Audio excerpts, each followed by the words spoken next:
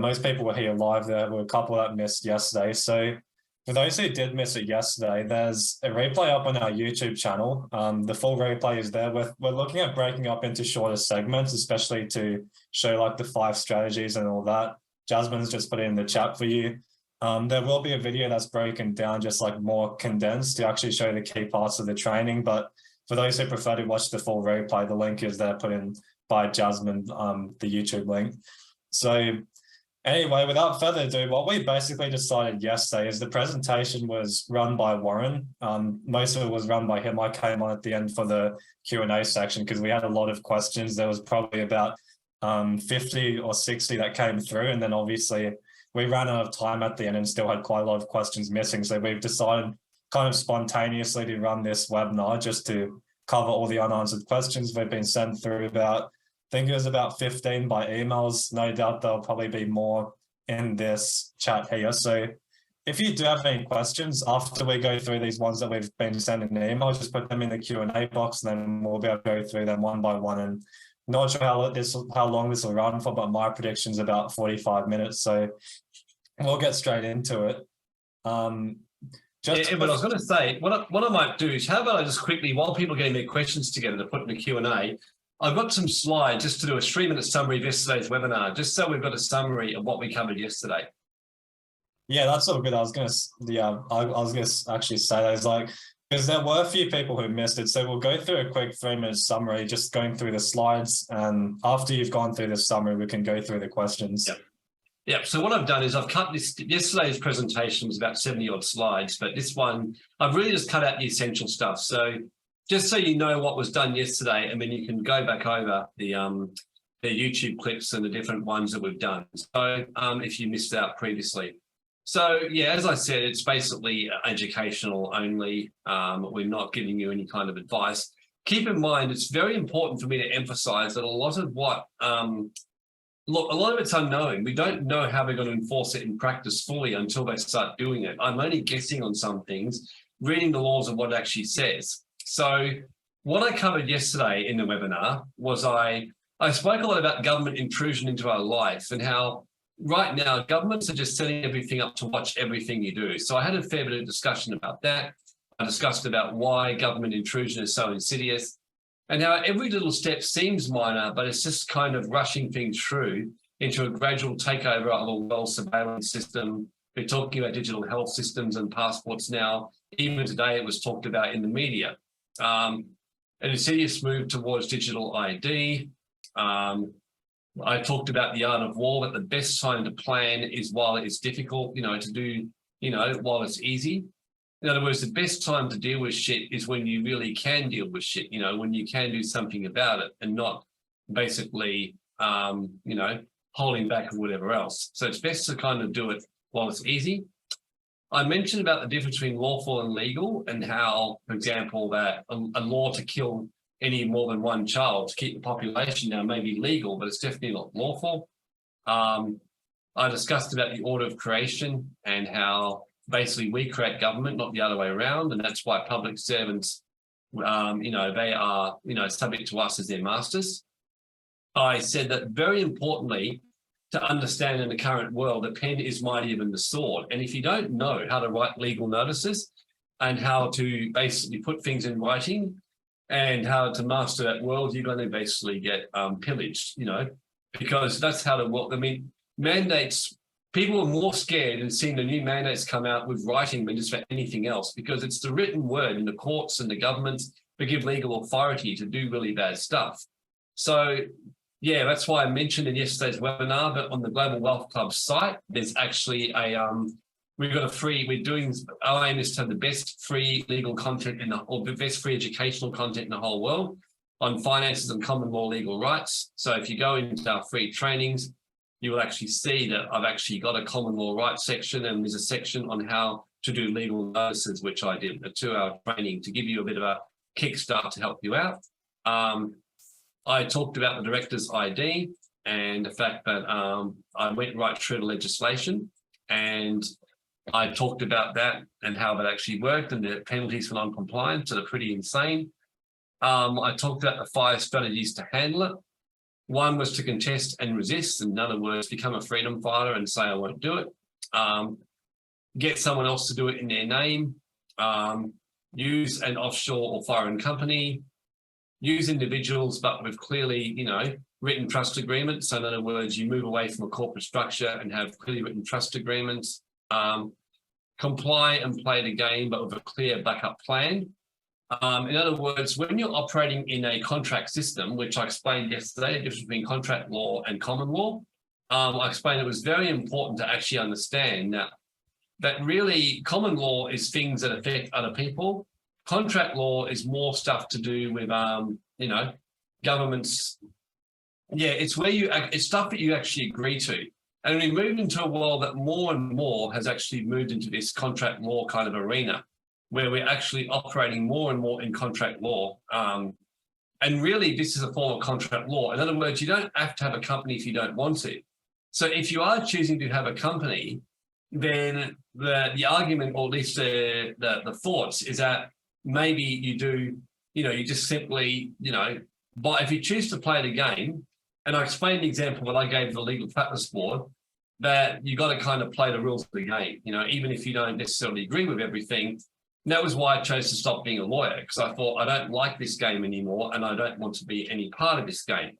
So this comes from the whole contract, civil law versus common law. So watched a webinar yesterday that learned about this important topic. I plan to do another webinar to teach more about this, because this is a really important topic that people need to understand, and things like that.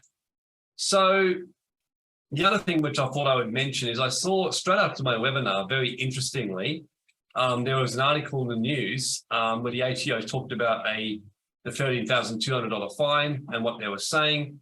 And in fact, you'll see it here. And it's interesting, the scare tactic that they're doing. I'll be very, very curious, what happens in the real world. Like 1 million corporate ideas are risking a $13,200 fine. Now, is that necessarily going to happen? But as soon as that day happens, you're going to fine everyone $30,200. It's perfectly possible that they might. I mean, nothing's impossible with this current government. When you read the system, there does seem to be an indication, as I explained yesterday, that there would be some kind of legal notice they'd have to give you first, so 28 days to apply for director's ID. And if you fail to do it, then you're basically will be fined. But yeah, it's interesting how they're trying to scare people. Personally, my view is that if you're choosing to participate in the system, that you do it. If you're not, you really should be getting out of it as soon as possible, really ideally over next week. You should just be doing it. One thing that I'll mention from yesterday before this question is asked is that one way that you can actually stop being a director is you can do what's called an ASIC form to resign as a director. And what that basically looks at is that is an ASIC form. So what you do is that it's listed here, the ASIC form to resign as a director, notification by office holder of resignation or retirement. So what you would do is go ahead, you complete the form and you lodge it with ASIC. And that basically removes you off the notice, and you do it on the day and you do it per minute as well. So that's all written here. So things like that. So you give the form there. They say they can reject it, but at least if you go there and you try and put the form in there, it's a starting point. So that's one other thing that you can do as well in relation to this. And then, of course, I just went through and I really talked about how you can proceed from here. Someone's put a question in the chat. Please put them in the Q&A as a rule, because the chances that they'll get lost are very, very high. So from here, that's the summary from yesterday, a quick 5-minute summary, maybe 10 minutes. Let's go from here. So Edward, start asking the questions. Yeah, so we might as well go straight into the questions. There's plenty, so we'll go through them one by one, see how fast we can do it, because who knows how long we'll be here for, but anyway, we'll get straight into it. So we'll first go through the questions that were sent through to our email, and then we'll go through all of the questions here that you guys have put in the Q&A box. So once again, if you do have questions, make sure you put them in the Q&A box rather than the chat, just because the chat will get lost otherwise, whereas the Q&A box, we can go through them. So the first question that we have here is, we live in New Zealand and run a New Zealand company. Pre-pandemic, we used to deliver lots of face-to-face training in Australia, so we set up an Australian company and bank account. Now we hardly ever do Aussie training face-to-face. Am I right to assume that I can/should just close our Aussie business and bank account and work everything through New Zealand? Hmm.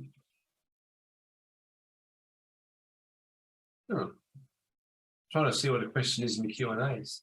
Yeah, so they're not in the Q&A box because we're going through questions that were sent to our email first. Oh, okay. So basically, okay, so they're living in New Zealand. They want to use a New Zealand company. Is that the idea? They live in New Zealand right now? So pretty much to summarize it, previously, yeah, they do have a New Zealand company that's run through New Zealand and they don't do much face-to-face training in Australia anymore. So can they just close their Aussie business and bank account and just run it through New Zealand? It's an option, yeah. I mean, look, technically, when you read the legislation, if you're running a foreign company and doing business in Australia, you're supposed to register it. But yeah, look, if you're not doing face-to-face and you're being offshore, and you've got, I mean, that's certainly an option is simply set up a foreign company, do business from there. Just be mindful of the fact that there's always the possibility that down the track, they might turn around and kind of go, well, hang on a sec, you're operating from over there. You really should be registering over here. But yeah, it comes, but in saying that, would that happen? Would they actually follow up in practice? Maybe, maybe not. So that's certainly an option to go. I mean, but if you do read the legislation, technically, if you have an offshore company and you do business in Australia, you're supposed to register as a foreign company over here. But in practice, many offshore companies don't do it, especially if you're not living in Australia. You know, if you're living in Australia and working in Australia, then yeah, I think that'd be a risky strategy. But if you're actually living offshore and that's where you operate from and you just happen to be having some online clients in Australia, it's less of an issue. You know, it's a little bit like we've got Philippine stuff and run from Australia. And so, you know, whether or not the Philippine government technically expect us to follow Philippine laws and employment, I don't know. It doesn't really matter anyway. So that's just an example. Yeah. Next question, I'd like to ask if there's any way of getting out of the director's ID. I've already received my ID number over the phone, or is it too late now that they have my info? If you've already got the ID, it says on the system that it's forever. So yeah, all you can really do is just simply say not in company anymore and just simply saying you're resigning from the system. And, you know, you no longer regard yourselves in any kind of contract with them whatsoever. You know, that's really the best you can do. But you can't really force them to take it off your system from what I can see. But, you know, that's one thing that you can do. Just simply let them know that you don't consent to the system, that you never have, and you don't regard yourself as part of it, sort of thing. Yeah. Next question. My self-managed super fund managers are changing the structure for me and my partner and will sign up as a trustee with me. Does that structure align with option 4 that you presented, or is that something else? So sorry, say that again to me. My self-managed super fund managers are changing the structure for me and my partner will sign up as a trustee with me. So their partner will sign up as a trustee. Does that structure align with option 4 that you presented, or is that something else? Oh, yeah, I mean, it could do, but that's, I mean, if what you're saying is that the individuals are going to be basically individual trustees rather than the company one, where you've got a clear trust agreement with the super fund that complies and your accountant's happy with it, then that's option 4. Yeah, if that's what you're saying. So option 4 is simply saying that, let's say you're a self-managed fund, one option is rather than a corporate trustee, you might have 2 individual trustees instead who run the self-managed super fund. I mean, if you're doing that, then that's basically option 4. Yeah. A friend and I are in the process of setting up a self-managed super fund. We're deciding whether to become individual corporate trustees. If we set up as corporate trustees, we each need a DIN, unlike the individual trustee model. There are other pros and cons between the 2 trustee models for us to consider. Please speak to these along with the DIN for self-managed super fund. There's no question there, it's a statement. All right, yeah, that's just... All right, then another question, this is from yesterday's presentations, is with regards to the 5 ways to approach the ID, you said you use option number 4, use individuals but with clearly written trust agreements. When discussing number 4, you briefly mentioned a private foundation. So I'm wondering, if option 4 and private foundations are somehow the same or perhaps intertwined. I was under the impression that trusts and private foundations are very different and completely separate. Can you please confirm, as I have an interest in setting up a private foundation? I think whoever asked that question misunderstood what I said. I never really mentioned private foundations. Maybe they misheard me, but yeah, no, that's definitely not private foundation. Yeah. Then my question is private related. Foundation, just to comment on private foundations. Look, I mean, I've done all my study and research. I think we're about to release some more videos on that for the Global Wealth Club. I mean, look, private foundations in theory work, but for example, if I tell people in theory, no one should ever coerce you into getting a needle that you don't want. But in practice, it was very difficult for people not to go through that. And private foundations suffer from the same issue. In theory, they've got a valid argument. I mean, you can set up a foundation and you shouldn't have to register it with the government. But in practice, good luck getting a bank account. And if ATO get onto it, they do have the view that you're taxable on the private foundation, and they have won every case they've taken. So in theory, I think private foundations work. In practice, they're very difficult to run in the real world, other than maybe just to hold some assets for wealth protection. That's just my comment on. Yeah. And next one is, my question is related to the company structure as an entity separate from its directors' personal assets. Why does the government want all our personal information if we're not liable, only the company? And if we do not obey a fine, does the fine apply to the company or is it personal? If so, it seems like having a company registered has the same liabilities as a partnership or sole trader. Well, you've got to weigh all that kind of stuff up, don't you? I mean, if you've got your digital ID and you do decide to comply with the system, then obviously you won't have the fine issue. So into getting the large fine. So no, it doesn't have the same issues as partnerships and sole traders. So there's two issues being asked. One issue is, does this jeopardize legal liability protection? Well, not really. No, it's just a privacy thing. But in terms of the second issue, why did the government want to know? Well, why did the government want to vaccinate everyone in record time? I mean, do you think they care about your health? If you do, you probably still believe in Santa.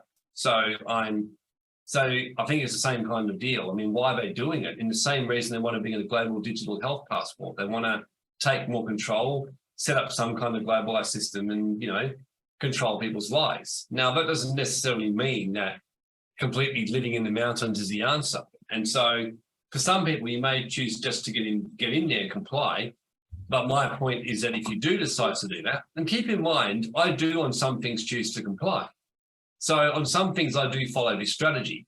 Like I have a public foundation and I've complied with everything they've asked, because I don't have a problem with what they're asking because it aligns with what I regard as my own value system and common law. So some things I don't have a problem with complying and playing the game.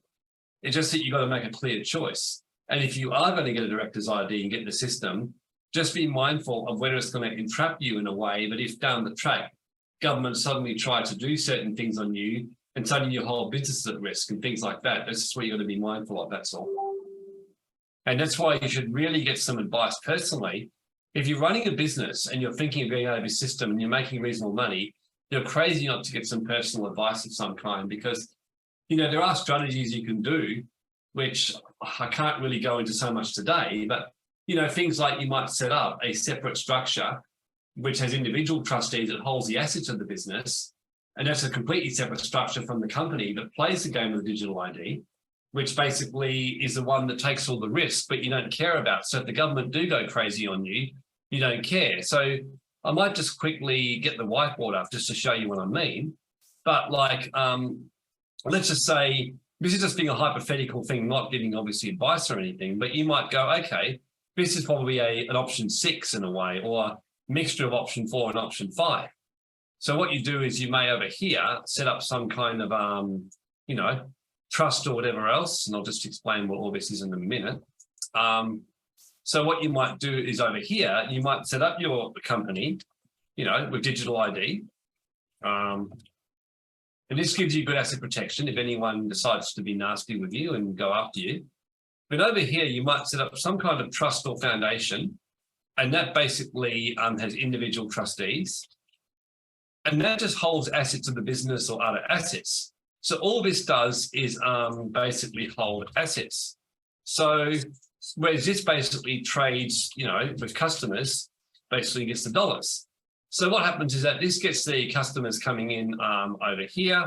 And then what happens is that the customers basically, you know, as you can see, I'm a pretty damn good artist, if I might say so myself. And you go ahead and the customers basically pay me money into the company. And then let's say someone wants to sue you or the tax office wants to go after you. As you can see over here, this has got the digital ID, it's playing the game. Then this gets hit, so to speak. But over here, you've got all the assets over here, and you realize you don't like digital ID anymore. You sort things out, fix up your liability, shut this down, and you start afresh with something else, with something new. And so, but to do something like that, you really shouldn't do it without getting some proper advice or guidance. But you can see there, that is one way you can get the best of all worlds, where you can get the ID, but also solve the problem. Because the real problem with getting IDs and losing privacy that I think everyone's most scared about is, look, we're all to some degree on a centralized system. I mean, we all live with that. I mean, we all get tracked by Facebook bots and social media. And if you really didn't want any of that, you should be living in the mountains without a phone. But we choose to some degree to play the game. I think the biggest issue people have got is seeing how the government's misused with APRA and coerced people into doing stuff they didn't want to do by using the good faith where they would sign up for these bodies. And the big fear that people have got is they don't trust government. So that if basically the government might turn around and then effectively extort them and coerce them on their businesses, if they don't comply with certain things, they'll take their company and seize their assets. So this strategy here I've given you could be one way you could actually solve that problem, where you still run the business, but you really keep most of the money going into there. So the business over here, by and large, doesn't have as much vulnerability. So your business will be saved no matter what happens. So anyway, that's just my kind of feedback on that for what it's worth. Yeah. Next question, as we can apply for an extension, what would be an acceptable extension time to request, e.g. 3-4 months? Yeah, I don't really know. I mean, you can try whatever. I mean, my attitude is try what they'll give you, you know, just be Jimmy, take what you give me. But, you know, you could ask for, my experience, ASIC aren't all that reasonable as a rule. You could try for 3 months, but I would be saying 3 months and, you know, if not, can I please get 1 month? But you probably need to give a good reason too. That's my other comment on that as well. So. What was the 5 strategies getting around the ID? Yeah, we did that in the replay, so just go and watch the replay. Is nice. Just, yeah, watch the replay. And last question from our emails is, what's the best way to set up a self-managed super fund? Go to your accountant. Nice and simple. All right, well, now we'll attend to the questions here in the Q&A box. Like I said, if you guys do have questions, just put them in the Q&A box rather than the chat, otherwise they'll get lost.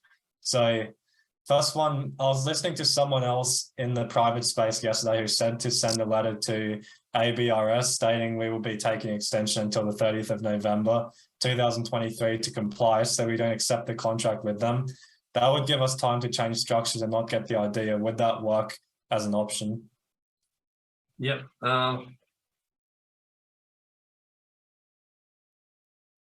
Well, you can try it, but you've got to understand how the legal system actually works in practice. This goes back to the whole issue with foundations, private foundations. In theory, you can do that, but in practice, it's a bit like Telstra. The way to think about it is Telstra write to you, giving you words of the new broadband rules, and you write to them saying that, let's say, I don't accept that, and I want to do this and this. I'm only going to pay you X amount of dollars. I won't accept the extra fees. And then 2 months later, you're on there, and next minute your whole Telstra's been shut down, and you can't use your phone or internet anymore. I mean, you're arguing with them. So you can try that, but I mean, having been an activist for years and done everything, like I've tried all kinds of stuff myself. I've done private notices. I've worked in the private arena, done legal stuff. So really speaking from a lot of experience. So I just wouldn't bother. I would either not participate in it, or if I did participate in it, I would be kind of going, okay, well, I may as well just stick with the contract, agree to it, see if I can get a month's extension if I still need to work out what I'm doing, and go from there. That's what I'd be doing. And so next one is, I'm considering to lodge the paper version of Direct ID, but add an extra term as part of the declaration, which says, I do not consent for the collection and or distribution of my personal information, and then quoting section 25 from the Act's Interpretation Act, which says, where an act prescribes a form, the strict compliance with the form is not required and or substantial compliance is sufficient. What do you think of this approach? Oh, I think it's a good idea. I actually like that idea. I've done similar things myself. I mean, that's kind of I'm trying to think of an example that I was thinking of where I've done something similar. Yeah, like when I set up my own public foundation, I put specific clauses in the document that actually said that I would consent to registration and being under the government's authority, but provided they agreed that the Holy Scriptures and the laws of God and the common law superseded all state laws where they contravened. And I was curious to see how it would go, and I actually got approved. They let me through. So, I did something similar. Next one. I became a director with a family trust / self-managed super fund after rolling my super over. I am wanting to withdraw the super / resign as director, claiming likely permanent incapacity from working in the job I was trained in, not permanent disability or insurance claim, permanent withdrawal super. I require 2 medical certificates for the trust records. Tricky for one who hasn't used the medical system for decades. Anyone else going down this path? Yeah, that's not really a question for us to answer, but unless you want to give your thoughts on that. Let me have a look.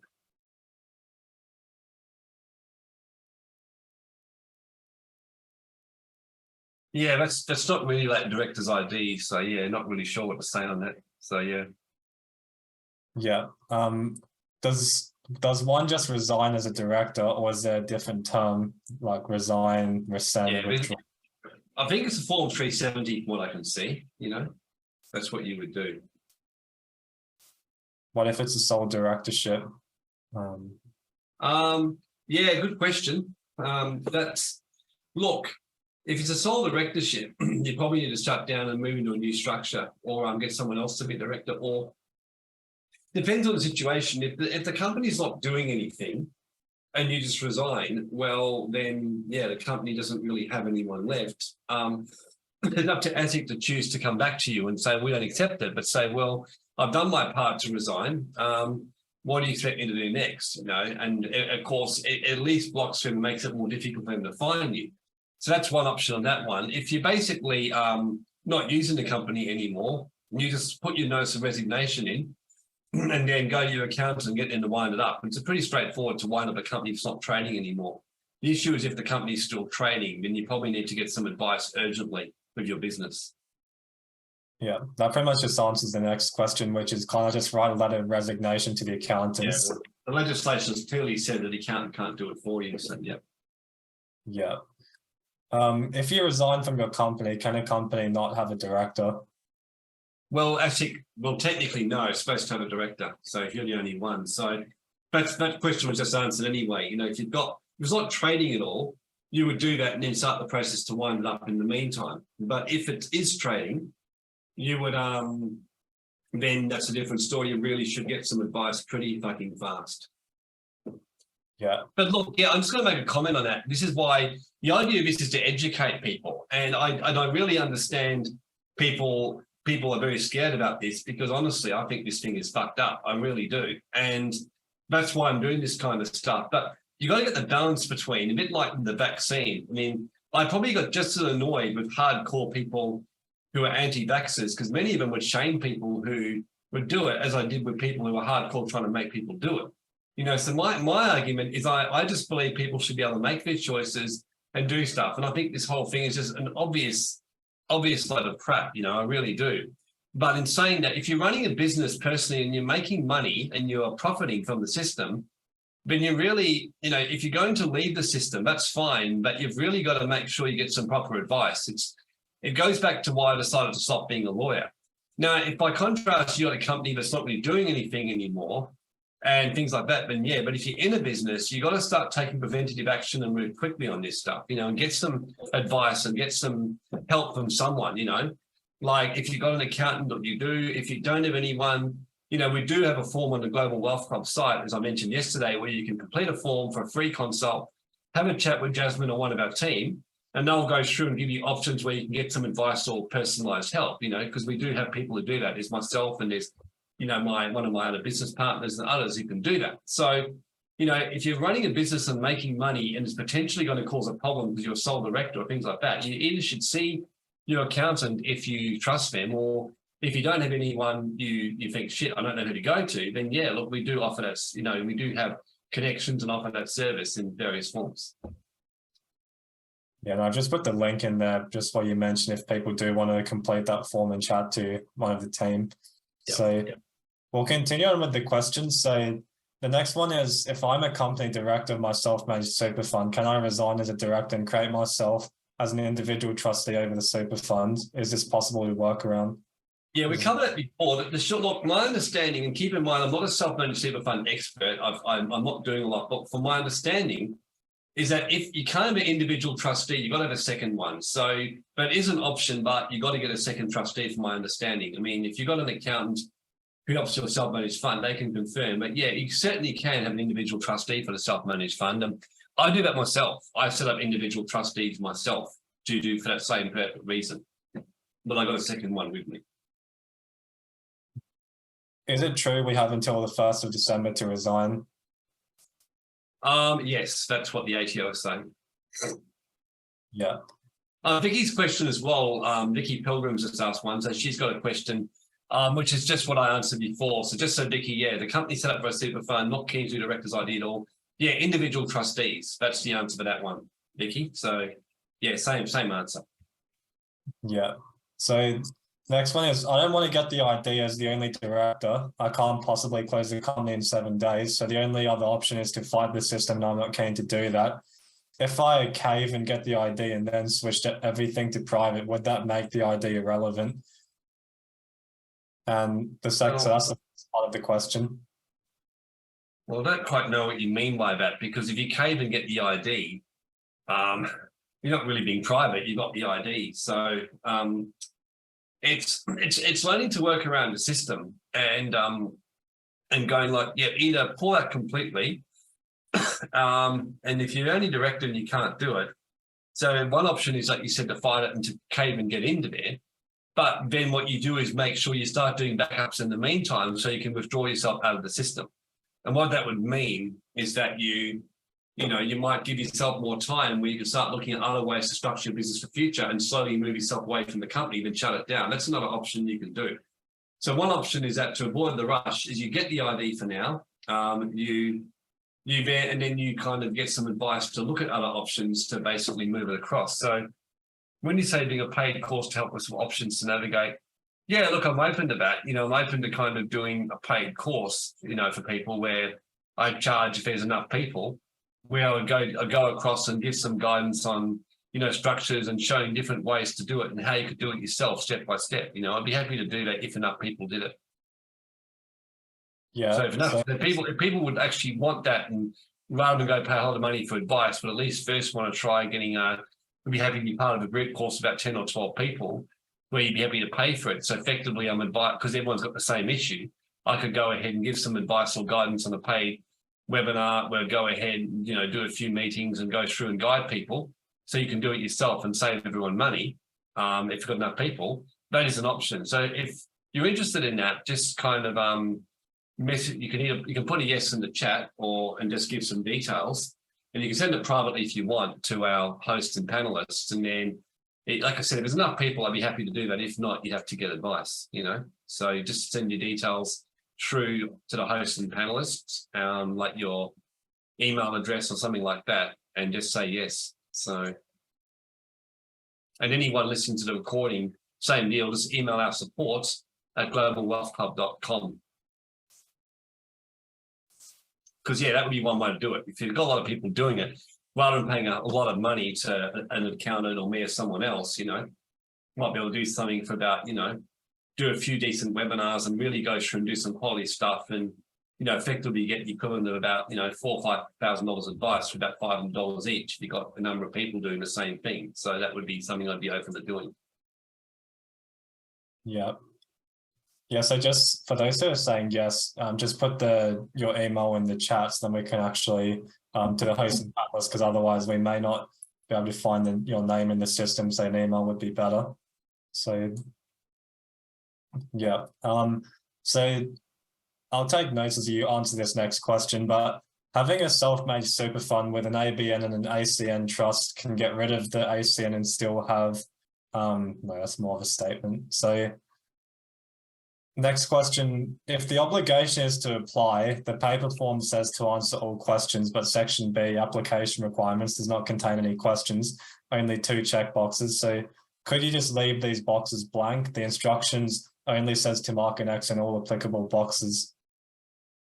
Yeah, you could try. I mean, they might contact you, but you can always give it a shot.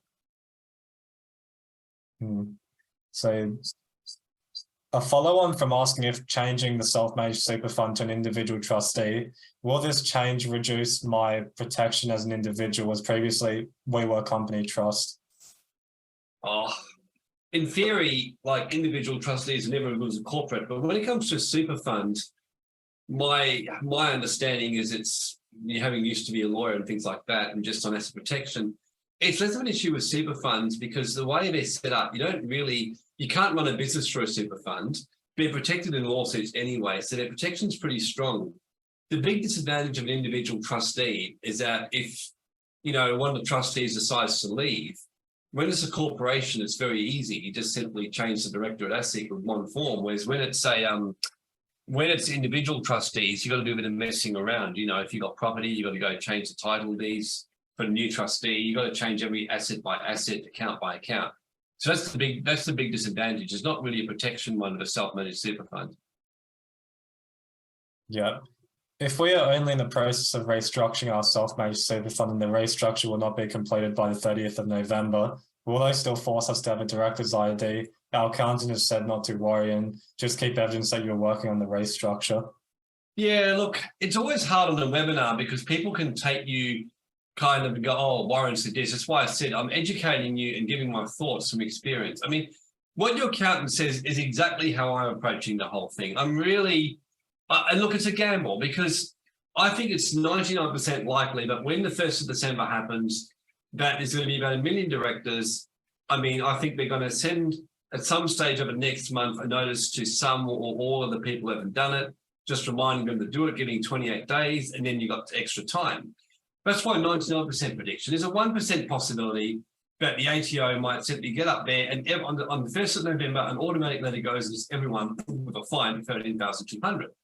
Now, I think there'll be an outcry if they do that, like all across the country, because that will affect many people, even people who aren't what I would call freedom fighters or against privacy ID.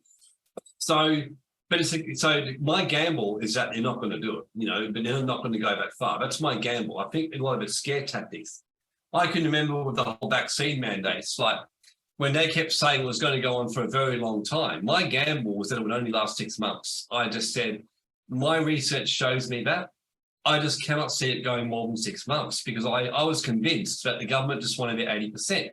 And once they did 80%, they would drop the mandates. And they did. Did it in England, did it everywhere. So that was my gamble. Now, I might have been wrong on that gamble. They might have, Mark McGowan in WA and Australia, we may have become the first country ever to do like 12-month, 18-month vaccine mandates. It's quite possible. But I thought the odds of that not happening were very, very remote. And casinos make money because basically what's statistically likely is what usually happens. It's like what I tell friends in relationships when they've met someone, and then let's say that person's has always behaved a certain way in every other relationship they've been in. And they said, oh, no, they've said they'll be different with me. I'd say, well, statistically, it's 99% likely they're going to do exactly to you what they did with the last 3 relationships. If they're running around telling you that the last 3 partners were all narcissistic assholes, then the 4th one they'll be talking about will be you in some months down the track. That's statistical likelihood. Now, it's always possible people could change, but it's very unlikely. People don't really do radical changes as a rule. It takes a fairly major overhaul in their life to do it with. So it's understanding the science of human behavior and what happens.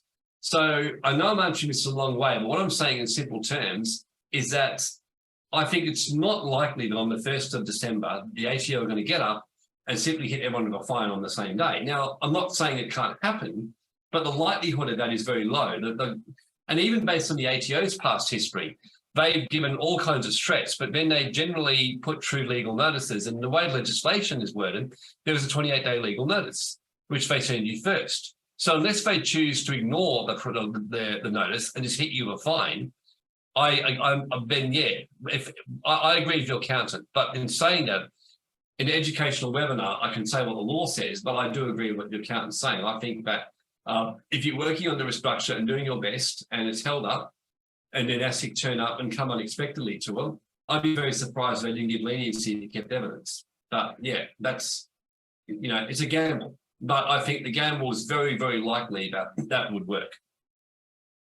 Yeah. My understanding is this is an adhesion contract. Isn't this unlawful? I have absolutely no idea what an adhesion contract is. So I don't know. Yeah. Is it compulsory to have a corporate trustee for a self-managed super fund? No.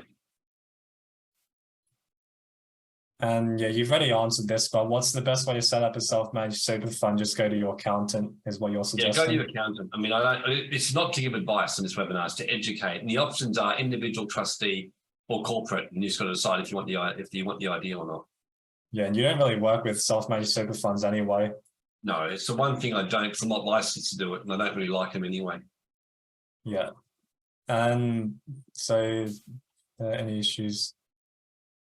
The real issue is privacy. My concern is that government is sharing this with offshore organizations. I'm considering pulling company trustees out of my structures and then re-looking at where things are at in 6 months as these globalists get shut down. Is there any issue reinstating companies at a later date tax-wise to the trust if they redact this digital ID? Oh, I mean, I'm sure you can do it. I mean, you're taking a big gamble that the globalists will get shut down in the next 6 months. I think this is going to take a lot longer than that. I mean, they set the system up so they still control it very, very heavily. I think people are waking up more now, but God, I think we're a long way off that happening. So yeah, look, in theory, you probably can go back, but yeah, it's not a gamble I'd be taking. I don't think they'll be shut down next 6 months at all. If anything, I think they'll kind of push back harder. Yeah. So next question. If I was spending at TAB, my money's on the government, and I hate to say that. Right now, they've got society by the balls. That's for one of the reasons we're doing the Global Wealth Club heavily, because we want to awaken and empower people to increase the critical mass so that moment can come, But right now, the government's in front. That's the reality. Well, you saw that from COVID. Like, people got locked down and caved in, and there wasn't really much fight when you think about it. There's just really easy for the governments to lock down the whole world. So I don't see how a year later or something, there's much change. At the end of the day, you think about the craziness of what happened. They locked down the whole world. They stopped people from flying around. They coerced everyone into a vaccination, and they got away with it. That's actually what happened, and they're still getting away with it. I mean, they're having commissions, they're having inquiries, which is kind of just like, they're talking about it. And I'm sure there'll eventually be a few that will go down with the ship, but they got away with it. And they're talking about a digital health ID at the World Economic Forum and the G20. And Bali and many other countries are going, yes, please hurry, bring it in now, bring it in now. So even if Australia gets up and says, F you, we're not doing it, I mean, that's good luck to traveling into other countries that are saying, yes, we do want this. So we're still got a way to go before we see big change in this. Right now, the globalists are winning well and truly. That's a fact. And and I think you can deal with a problem better if you don't live in a fantasy. I can remember when I had a serious injury to my back, and I've got a friend who had the same issue as they did. My friend kind of kept pretending it wasn't happening and they'd be fine. And years later, they're having so many problems with their back, they got surgery. And you remember, Ed, when I injured my back, I was making everyone's life misery. I was freaking out because I was like, no. I knew I had a problem. When I went and got advice on my back, I knew I was in deep shit. I'd done a pretty serious injury. And I thought, I've got a short time to get this sorted. And I did. I went all out, did the best rehab program I could find, got the best chiropractor. I water fasted. I went insane on it, and I completely fixed my back. And that's because I didn't go to any delusion. I just knew I had a problem. So right now, I think there's some things that I think we over-exaggerate that aren't really a problem, some things that are a real problem. And I think this is a real problem. I don't think there's any way about it, because not only is it a intrusion issue, but by and large, the government are getting away with it, and they're going to keep getting away with it for now. And so we just got to keep moving to grow to critical mass and protect what we're doing. That's just my comment on that. Well, yeah, it's a good tip when it comes to solving problems and finding a solution is don't live in a fantasy. That's one thing you certainly do with your health. You make everyone's life miserable because everyone knows about it, and you live under no fantasy when it comes to your health. So I think everyone can take that same approach when it comes to their finances and whatnot. So the next question we have here, going back to the topic is, but it's different than Telstra or Power Company. The ABRS is a government body and they are supposed to be servants to all of us. If we weren't even aware of this, how can they actually enforce it? Well, in theory, they shouldn't be able to vaccinate you either by force, but they did. So that's all I'll say on that. If you've been a director in the last year but have resigned, are they still asking you to get an ID? Yeah, they are. Well, I'm not sure on that one. I mean, I think there's a lot of stretch, like there was with COVID. Like there are many stretches going on with COVID. Like just look at what happened with COVID, and that will give you a guide. How much of the things really happened in the real world? A lot of it didn't. Like this is what hit people in WA where I'm living. I think people are going, all these threats never actually happened. And that's why I've met so many people who regret being vaccinated, because they were like, they just said, look, I thought if I didn't do it, this would happen to me, and that my life would be messed up and that this would go wrong for me. And they, they were saying that I would not be able to do this and that I would not be able to work. And yeah, and then of course they realized most of it was all bluff. So most of it's just bluff. Lisa says, sorry, you say it. Yeah, so getting the ID is simply not an option. Do you think it's worth the risk to call their bluff and fly under the radar, then fight it in court if fined? You've got to make the decision for yourself, It's one option. You just got to, be okay with taking that fight up. Yeah. Our accountant said we can't get out of this ID because it's from the date they brought it out, and we were both directors prior to that date. I've seen a news article where this is no longer the case. If you go to 10 accountants to get advice on this, you'll get 10 different advice and you'll probably go insane and need counselling. So, yeah, that's why I like to read facts. I like to read. But in the mandates, I mean, just think, everyone, how much shit was going on around the mandate. I mean, I had people telling me they had word, like literally guaranteed word from the health department. They're going to stage 4 lockdown in the army where they come around and vaccinate everyone. I just said, I don't believe it. I think it's absolute bullshit. And I remember people saying, no, I'm telling you, Warren, we have got friends in the health department telling us that. I said, I don't care. I said, if that happens, I will be the first one to come and bow at your knee and say that you're a sage, and I'm not. But I said, I'm telling you, I think it's absolute bollocks. And it was right. So a lot of what people are saying is that, like, when I read the legislation, it's pretty damn clear.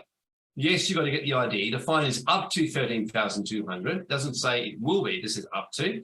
And it gives you a notice where the registrar can first give you an order to get an ID. So on the likelihood, they're going to, and that's basically how they generally work in every other field of law, whether it's taxes, they give you a notice first, because part of uniform commercial codes, you must give remedy and you must give an opportunity to repent. So unless they break all laws, which is possible, but that's what I call the 1%. The 99% is that, they'll give you the likely chance to repent. They'll send you a letter telling you need to opt in. And if you don't opt in, then they're going to fine you. So you then just resign and get out of it. But in saying that, that's just how I read the legislation. Yeah. And you mentioned we can't get our accountant to complete the forms as per legislation. Can they complete the forms and give them to me? I don't know. You have to ask your accountant if they'll help you with it. Why are accountants advising everyone and we haven't received anything from ASIC, ATO or the ABRS? Oh, because they like to leave it to the accountants and save money. Get others to do your dirty work. So, yeah, Jacqueline, who gets the fine? Does the company get the fine as its directors who are the company? Yeah, I'm pretty sure the company gets the fine from how I'm reading it, yeah, I'm pretty certain on that one. Let me just have a quick squizzle on that one. I always like to read what the legislation says, not what someone on the internet says in their little memes. Yeah, and Jacqueline just put a comment. They also threatened workplaces to do as they were told with masks and jabs. Yeah, it's true. They were getting a lot of employers and all that to mandate it on their staff members and all that. So you're getting other people to do all the dirty work for them. Yeah. Yeah, it's a pretty normal strategy. So how's everyone been finding this while we get that, while you get that up? So finding this helpful? Yeah. Any like your questions answered? Just put in the It's chat. very I'm reading it, it's very confusing. I think it seems to be the company, but I think it seems to be the company, but I have to look at it more closely. It's actually pretty confusing, which is typical how they draft this bullshit. So anyway, what's the next question? Would there be a case for a class against the fines if we work together, or in your experience, could private legal action to fight the fines have any chance of being successful? Oh, you've always got a better chance of a class action for sure, but like the vaccine class actions, it's kind of like the chickens going to the fox, telling him you've got no right to take over this coop and eat us. And the fox says, oh, okay, well, I'm going to put a committee on. And then he gets 3 other foxes and say, okay, we just made a decision. There is legal authority for the foxes to eat the chickens and take over the chicken coop. And, you know, that's how I see it. So first you got to get the foxes out the chicken coop. Yeah. And how long does it take to change a small business structure as a company to restructure into a partnership? Well, I don't like partnerships. I think they're the worst possible structure in planet Earth. For asset protection, as I explained yesterday. So, but yeah, look, it can take a few weeks of all the planning and the stuff and the accountant and moving that. So, yeah, and the last one here is, I don't think is a question, more a statement, but I spoke with ASIC yesterday and was told that if we were registered as directors before November 2021 and resigned by November 30, 2022, then we don't have to comply. Yeah, correct, Margarita.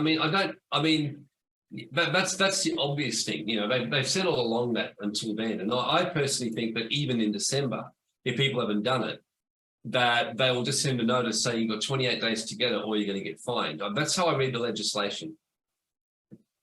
Yeah. So Jackie says, yeah, look, that's a whole different issue, like partnership, sole trader. Look, it's asset protection. I mentioned yesterday why I like trust. So if you go on the Global Wealth Club site, partnerships and sole traders are very easy to be vulnerable and have lawsuits and things like that.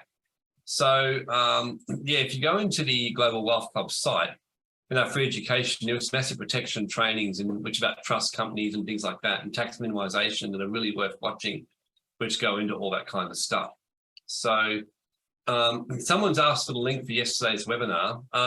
What I suggest that you do, just so you all know, if you go to the Global Wealth Club YouTube channel, which is where it is, you can always go there in the future. So whenever we do webinars, you'll find them waiting for you on our YouTube channel. So I'm just going to bring it up for you here. So yeah, like you got it here, Director's ID. So all you have to do is go on the channel. You'll see all kinds of other great trainings. You'll see my handsome face across various others. And yeah, go from there. Yeah. So in other words, if you don't want to miss out on your pretty face, then no, that's not coming from me, of course, but from other people, then make sure you go subscribe. Who knows, if people are lucky, they may get a video of your pole dancing with some quick tips. Oh, absolutely. Yeah. So if you want to, you can always do that. I mean, I'm actually going to be releasing some financial tips called, you know, from the pole dancing accountant. And I'm actually going to have pictures of me doing moves on the pole and having different image, you know, tips on them. So stay tuned, everyone. That's just a bit of fun we decided to do. So I'm just going to get all these pictures of me taken in strange positions on doing my movements and, you know, kind of gyrations, and then get pictures. So if you want to do a giggle in the midst of all this craziness, then you'll see them come out. Yeah, I think you want to become the new Marilyn Monroe, but of Australia. Start becoming become the new sex icon of the country. Look, we live in a Borat world, in a Borat movie. I may as well participate in it. I mean, some of the stuff that's gone the last 3 years is so ridiculous. You just can't take it seriously. So yeah, exactly. So anyways, right on 11:30 now. So that pretty much answers all the questions. We got a lot coming through, which was great to see. And hopefully everyone got your questions on so that you took some value out of it. The link to the YouTube video I did put it above in the chat there for those who missed the replay from yesterday. So make sure to check that out to watch the full one. We will be sending it out like an email to registrants just with some more condensed version if you prefer to look at that and are busy. But I suggest you watch that full replay just because there's a lot of good value from that. A lot of strategies and tips. And any final words from you before we wrap this up? Look, yeah, hopefully this has helped. If we have enough people do it, we're certainly going to be doing a lot more webinars on common law rights and doing this kind of stuff and ways through this. So my plan is to, you know, do a few more stuff on this kind of stuff. I think we've got plenty more of this stuff ahead of us. And one of the things I am looking at doing is a common law versus contract, you know, law kind of webinar, because it's half of the questions that are asked will be solved if you have that understanding. Literally, will when you understand the difference between the two. So I'll be doing something on that. And then those who do want some, you know, one-on-one advice, just put your details in the form. And otherwise, just please, like I said yesterday, share the community around and what we're doing. And because the biggest way we can empower more people and push back against it is have more people empowered. Because if we have a very large Australian empowerment level, it is going to eventually force this thing to whole kind of get sorted out. But for now, we're just going to educate and we're going to do what we can. So that's really my whole thing. Yeah. So thank you, everyone. And yeah, Mel wants to get off this planet.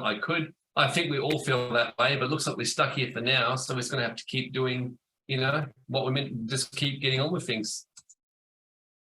Yeah. Well, anyway, thanks for your time, everyone, for showing up and taking the time to actually Yeah, thanks, everyone. Thanks again, obviously, to you for presenting yesterday and also getting back today to answer all the questions that went unanswered. And no doubt you'll hear a lot more from us just on different topics, and we look forward to seeing you guys again soon.